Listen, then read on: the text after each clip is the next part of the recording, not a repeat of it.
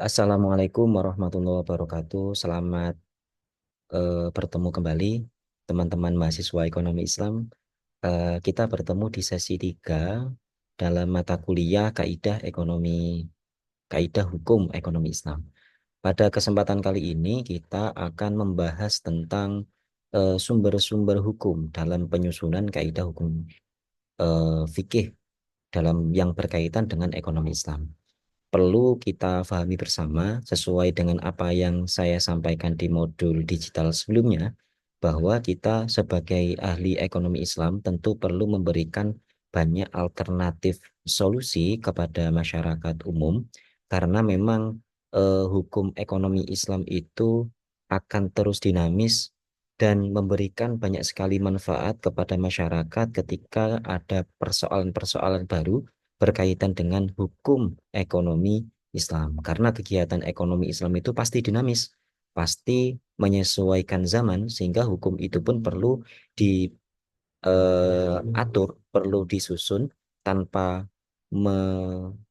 melupakan aspek-aspek Quran, hadis, ataupun sumber-sumber hukum lain. Begitu. Makanya dalam sesi kali ini saya ingin memperkenalkan kepada teman-teman mahasiswa ekonomi Islam bahwa penentuan kaidah hukum ekonomi Islam itu harus didasarkan pada sumber hukum fikih yang kemudian bisa kita pelajari ke dalam 4 bentuk atau 4 sumber. Yang pertama adalah sumber dari Al-Quran, kemudian yang kedua adalah sumber dari hadis, yang ketiga adalah sumber dari ijma, dan yang keempat adalah sumber dari kias. Perlu kita pahami bersama bahwa kegiatan ekonomi itu bisa saja langsung bersumber kepada Quran dan hadis. Tetapi bisa juga kegiatan ekonomi itu bersumber dari di luar Quran dan hadis, yang kemudian bisa diklasifikasikan mungkin dalam bentuk ijma ataupun mungkin dalam bentuk kias. Tergantung bagaimana kita sebagai umat muslim memerlukan seberapa penting fenomena ekonomi yang terjadi untuk sesegera mungkin diberikan status hukum yang jelas. Contoh misalkan karena adanya perubahan kebijakan, kemudian muncul fenomena-fenomena baru, sehingga perlu adanya status hukum yang baru terhadap dampak dari peraturan tersebut dalam kegiatan ekonomi. Makanya perlu kita analisis dari yang pertama, misalkan kita membahas tentang sumber hukum Quran, di mana sumber hukum Quran ini menjadi sumber utama dalam penentuan hukum fikih ataupun hukum apapun yang ada di dunia gitu, dan dalam kehidupan di dunia maksud saya. Nah, sumber hukum Quran ini tentu merupakan sumber hukum yang langsung dari Allah, berupa wahyu, berupa firman Allah yang diberikan kepada Nabi Muhammad sebagai Rasul kita, sebagai Rasul Allah untuk memberikan pemahaman kepada umat manusia termasuk kita. Tentu tidak semua kegiatan ekonomi itu ada di Al-Quran. Karena di Al-Quran itu memang secara umum sudah membatasi itu semua, sudah memberikan batasan-batasan apa yang tidak boleh kita lakukan, kemudian apa yang boleh kita lakukan, dan bagaimana kemudian kewajiban kita sebagai umat manusia untuk terus berpikir, menentukan, membuat sebuah hukum-hukum yang bisa dimanfaatkan dengan baik gitu ya. Nah, sumber hukum Quran ini tentu menjadi sumber yang paling sulit untuk kita pahami begitu ya, karena satu sisi kita bukan orang Arab yang akan kesulitan dalam memahami bahasa Arab, kemudian dalam memahami Al-Quran kita juga butuh syarat-syarat tertentu, misalkan kita harus tahfidz, misalkan kita harus paham nahwu sorof, kita harus paham ilmu tafsir Quran, sehingga kemudian kita sebagai umat muslim di era akhir zaman ini tentu akan cukup kesulitan mempelajari itu. Sehingga ada beberapa kaidah-kaidah yang bisa nanti diambil oleh ulama yang benar-benar kompeten, kemudian dari hukum-hukum yang ditentukan oleh ulama itu kita kaji. Sehingga kita mengkaji hukum itu ada pada dasar penjelasan dari ulama, bukan langsung dari Al-Quran. Memang idealnya kita sebagai umat muslim itu harus kembali langsung ke Quran. Tapi apakah kemudian kita sebagai umat muslim itu langsung paham tentang Al-Quran? Tentu ini menjadi problem bagi kita semua teman-teman ya. Termasuk ketika kita belajar tentang ekonomi Islam, kita itu akan cukup kesulitan ketika kita mencari hadis-hadis ataupun mencari sumber-sumber Quran yang berkaitan langsung dengan kegiatan ekonomi. Makanya kita harus paham dulu ayat per ayat, tafsir per ayat, kemudian asbabun nuzul dari masing-masing ayat Quran yang turun itu bagaimana, sehingga kemudian perlu untuk dipelajari lebih lanjut. Nah, itu sumber Quran. Jadi kaidah hukum fikih, kaidah hukum ekonomi Islam itu sumber utamanya adalah Al-Quran gitu. Kalau Al-Quran ini sudah kita turunkan, kemudian menjadi koridor utama dalam penentuan hukum fikih, tentu akan dikuatkan dengan hukum-hukum yang lain, yang salah satunya itu adalah hadis dari Nabi Muhammad SAW. Kalau kita bicara tentang hadis, tentu kita sudah sama-sama tahu bahwa hadis itu ya mulai dari ucapannya Nabi, kemudian tindakannya Nabi, ataupun aktivitas Nabi yang mungkin tidak disampaikan tetapi dilihat oleh orang-orang terdekatnya Nabi. Makanya kemudian dengan adanya hadis ini kita bisa untuk lebih mudah dalam memahami maksud dari Al-Quran, karena Allah itu langsung menjelaskan Al-Quran itu kepada Nabi Muhammad, bukan kepada makhluk lain selain Nabi Muhammad. Sehingga ketika Nabi Muhammad itu mempunyai satu pendapat, maka itu sudah pasti benar dan itu sudah pasti merujuk pada Al-Quran.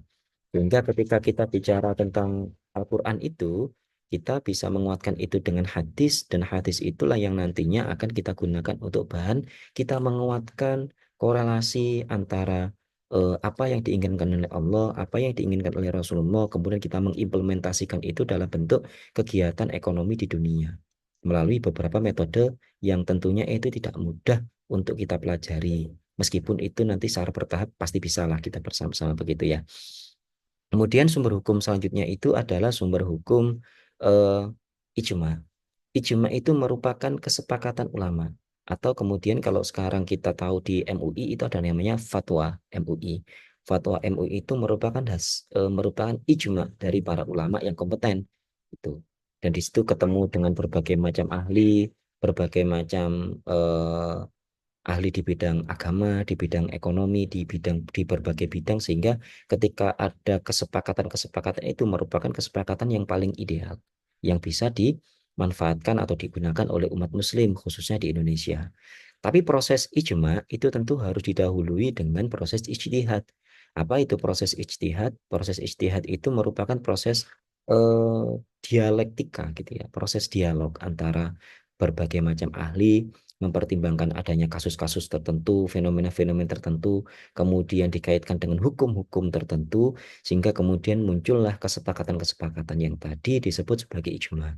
Makanya kemudian kita tidak boleh heran ketika kadang-kadang ada fatwa yang cenderung ringan, ada fatwa yang cenderung berat, kemudian ada fatwa yang cenderung kok kayaknya berbeda gitu ya dengan umumnya masyarakat gitu ya. Sehingga itu merupakan satu bentuk khazanah keilmuan kita dalam memahami hukum Islam. Karena memang ketika kita bicara hukum ya wajar-wajar saja kalau misalkan terjadi perbedaan. Makanya ketika terjadi perbedaan yang paling utama dan harus kita lakukan adalah pertama harus kita menguatkan diri kita dengan adanya ilmu pengetahuan tentang adanya informasi-informasi pembanding gitu ya. Sehingga ketika ada fatwa yang keluar dari majelis-majelis tertentu misalkan MUI, meskipun kita tidak bisa untuk mengubah itu, tapi paling tidak kita mempunyai satu alternatif bahwa kita loh punya satu solusi dari permasalahan yang sebelumnya dibahas. Karena memang kalau kita bicara tentang ekonomi itu ya sangat dinamis, kita nggak bisa kemudian berpangku tangan gitu ya, ngandal nih terlalu berlebihan gitu ya kepada majelis-majelis itu, karena mungkin saja ada perbedaan-perbedaan konsep yang mungkin pada saat dibahas itu belum clear, kemudian bisa dikuatkan dengan ilmu-ilmu lain yang bisa memperkuat argumen-argumen atau memberikan solusi yang lebih baik. Nah, sehingga ketika kita bicara tentang ijma, ini menjadi eh, satu apa ya, satu angin segar gitu ya ketika kita kesulitan memahami memahami Al-Quran, memahami hadis yang kemudian berkaitan dengan ekonomi, kita bisa memanfaatkan fatwa-fatwa itu untuk kita jadikan sebagai sumber, sebagai satu acuan, sebagai satu pijakan bahwa memang ya ekonomi itu harus dipastikan status hukumnya. Tidak bisa kemudian ekonomi itu hanya mengalir gitu ya. Apalagi kalau misalkan terlalu pede dengan apa yang kita yakini sehingga kita yakin dengan pendapat itu tanpa ada proses dialog, tanpa ada proses diskusi sehingga nanti terkesan kita hanyalah manusia yang terlalu memaksakan pemahaman kita. Padahal belum tentu apa yang kita pahami itu benar dan belum tentu apa yang kita yakini benar itu bisa diterima dengan baik oleh masyarakat umum. Nah, itu pentingnya ijma. Dengan adanya ijma ini, kita sebagai umat muslim itu tidak perlu ragu lagi gitu ya. Karena andaikan ada kesalahan dari ijma tersebut, maka eh, tidak banyak resiko yang harus kita tanggung begitu ya. Karena kita hanya sebagai umat muslim yang awam perlu ada pendampingan, perlu ada eh, pengajaran dari para guru-guru kita sehingga nanti ketika kita bicara ekonomi tidak selalu kegiatan ekonomi yang kita anggap benar itu bisa dibenarkan oleh para ulama. Begitu juga mungkin saja menurut ulama itu salah tapi kita punya satu paham yang lebih baik berkaitan dengan ekonomi yang mungkin saja kita yang paling benar maka kita bisa lebih benar gitu ya. Makanya kemudian kita perlu adanya dialog, kita harus sering mengikuti kegiatan-kegiatan ilmiah, kita harus mengikuti forum-forum yang perlu untuk mendesimasikan beberapa pandangan-pandangan kita berkaitan dengan hukum ekonomi Islam, sehingga hukum ekonomi Islam itu bisa lebih bermanfaat dan lebih banyak yang bisa digunakan gitu. Nah, yang terakhir ada sumber hukum yang disebut dengan sumber hukum kias gitu ya. Kias itu sama dengan kata analogi. Jadi kalau kita bicara tentang analogi berarti kita ya mencarikan sesuatu yang mirip yang terjadi di masa Nabi gitu ya. Misalkan ketika kita bicara apa sih hukumnya kita menabung di bank gitu ya. Sedangkan di zaman Nabi belum ada bank. Makanya kemudian bisa dikiaskan, oh ternyata di zaman Nabi itu ada Baitul Mal. Meskipun Baitul Mal dulu fungsinya salah satunya adalah untuk menampung harta rampasan perang. Sehingga namun di masa sekarang tidak ada perang gitu ya. Tetapi pada konsep prinsipnya tetap di situ ada pelembagaan pengelolaan keuangan, pengelolaan aset, sehingga di situ bisa kita akui, bisa kita gunakan sebagai dasar bahwa ya perbankan itu juga boleh. Dan itu dibolehkan oleh Nabi, karena dulu zaman Nabi sudah ada. Nah, itu namanya kias. Dan ketika perbedaan konsep ini haram, ini halal, ini riba, atau segala macam, nah itu beda konteks. Tetapi secara kelembagaan memang ya boleh-boleh saja. Karena ketika kita lihat dari kiasnya, kias di zaman dahulu itu di zamannya Nabi sudah ada. Makanya kemudian dengan adanya kias itu kita mencoba untuk mengcompare isu-isu yang terjadi hari ini, sekarang ini, apakah sudah ada di zaman Nabi? Kalau misalkan ada, berarti ya itu kita bisa gunakan sebagai dasar. Tapi kalau nggak ada, kita carikan yang mirip. Kalau misalkan mirip nggak ada, ya perlu kita ijtihad bareng-bareng. Kita perlu mendiskusikan itu secara bareng-bareng dengan banyak orang yang kompeten. Kemudian kita putuskan fatwa apa yang bisa kita sampaikan kepada masyarakat, sehingga masyarakat itu satu tidak bingung. Dua, yakin terhadap kegiatan ekonomi yang dilakukan. Kemudian yang ketiga, bisa lebih hati-hati ketika ada perbedaan pendapat.